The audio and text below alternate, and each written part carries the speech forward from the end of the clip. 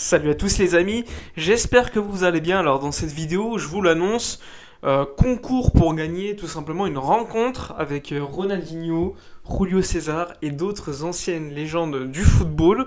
Alors tous les détails vont être dans la description de cette vidéo. Si vous voulez participer, vous avez deux manières de le faire, soit via un message. En regardant la description de cette vidéo, il y aura un lien d'un tweet. Il faudra respecter les règles du concours. Soit vous avez juste à commenter cette vidéo en disant « Je participe ». Et lorsque vous l'aurez fait, eh bien, vous pourrez participer à ce concours. Donc un concours exceptionnel quand même pour voir et avoir la chance de passer quelques minutes avec Ronaldinho, faire des photos, etc. etc. C'est pas donné à tout le monde et j'espère vraiment que ce concours vous fait plaisir. Parlons maintenant de ce qui nous intéresse, c'est-à-dire le mercato. Le mercato, évoquons la piste Lewandowski, Marcos Alonso, Carlos Soler. Pas mal de choses ont été dites ces dernières heures, on va faire le point. Commençons tout d'abord par l'attaquant polonais. L'attaquant polonais, comme vous le savez, il lui reste un an de contrat, Robert Lewandowski.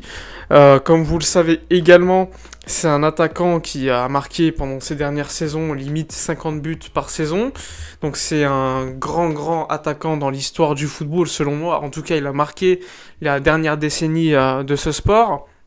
Donc comme il lui reste un an de contrat, soit le Bayern le garde et le laisse libre, soit le Bayern le prolonge, soit le Bayern le vend. C'est clairement les options. Ce qu'on sait, c'est que le Barça est clairement dans la volonté de le signer. Après, tout dépendra du Bayern Munich. Le Barça n'est donc pas dans une position de force. Celui qui est en position de force, c'est clairement le Bayern Munich. Lewandowski, lui qui veut partir, s'il n'a pas cette prolongation de contrat, se retrouve dans une situation assez inconfortable parce que lui, il sait que l'année prochaine, s'il part libre, il n'y aura pas de meilleures offres économiques. Il aura un an de plus aussi. Donc c'est une position assez délicate pour lui. La situation aujourd'hui, c'est que Lewandowski reste l'option numéro 1 du FC Barcelone et s'il ne peut pas signer cet été, eh bien le Barça ira sur un autre numéro 9, bien que Xavi ait parlé lors de la conférence de presse de la possibilité d'installer Ansu Fati à ce poste ou encore Ferran Torres. Donc Lewandowski pour l'instant, priorité du FC Barcelone, en attente de prochaines réunions entre le Bayern et l'agent de Robert Lewandowski, Pini Zahavi.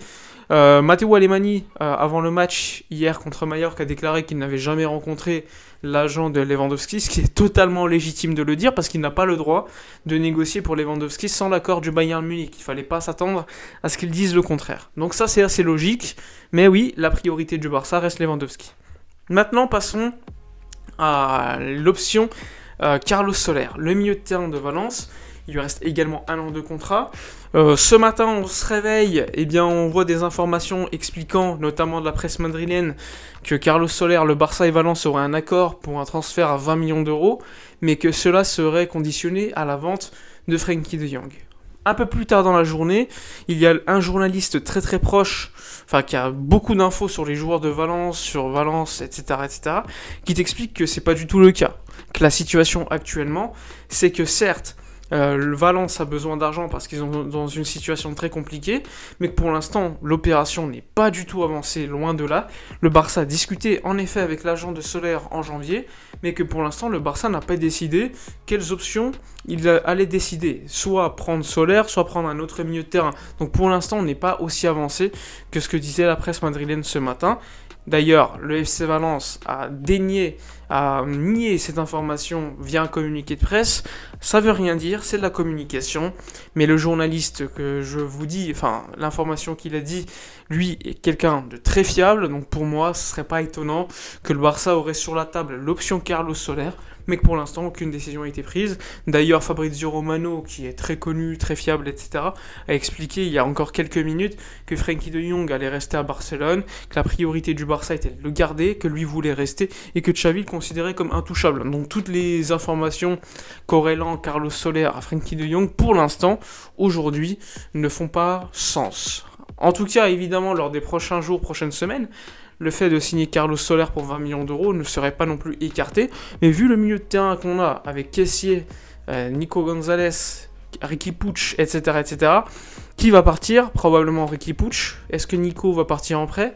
Sachant qu'on a déjà Gavi, qu'on a Pedri, qu'on a Frenkie de Jong, qu'on a Busquets qui va rester un an plus et qu'on a Kessié qui va arriver, ça fait quand même un milieu de terrain assez fourni, donc à voir ce qui va se dérouler.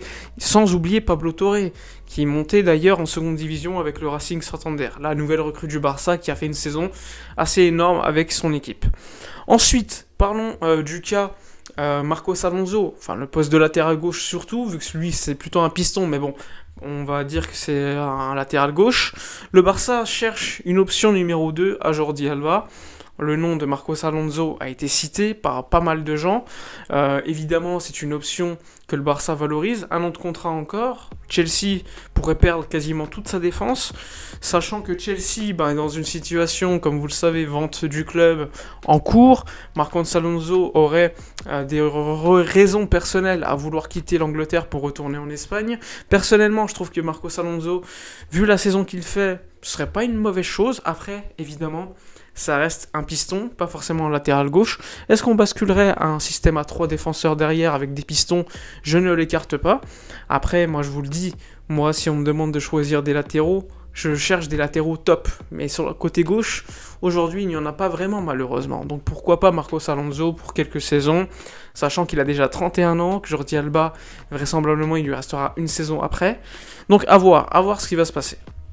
Donc pas mal d'informations, sachant qu'à côté tu as toujours les informations habituelles avec Rafinha le Brésilien qui lui, s'il descend en seconde division avec Leeds, son prix sera de 25 millions d'euros. Le Barça attend, sachant qu'Everton et Leeds plus Burnley vont se battre pour ne pas descendre en premiership, enfin en championship, seconde division anglaise. Donc on va suivre également cela avec beaucoup d'intérêt.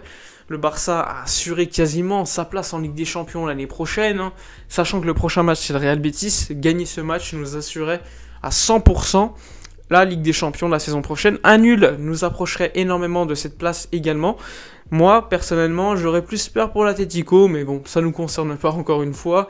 Même si des informations nous expliquent que si l'Atlético ne va pas en Ligue des Champions, vu le manque à gagner qu'il y a à ne pas participer à cette compétition, eh bien l'Atlético pourrait céder un joueur comme Joao Félix. Donc ça aussi, il faudra suivre avec beaucoup d'intérêt, sans oublier que le Barça a sur la table l'option Gabriel Jesus de Manchester City, à qui il reste encore une fois aussi un an de contrat que le City ne va pas prolonger.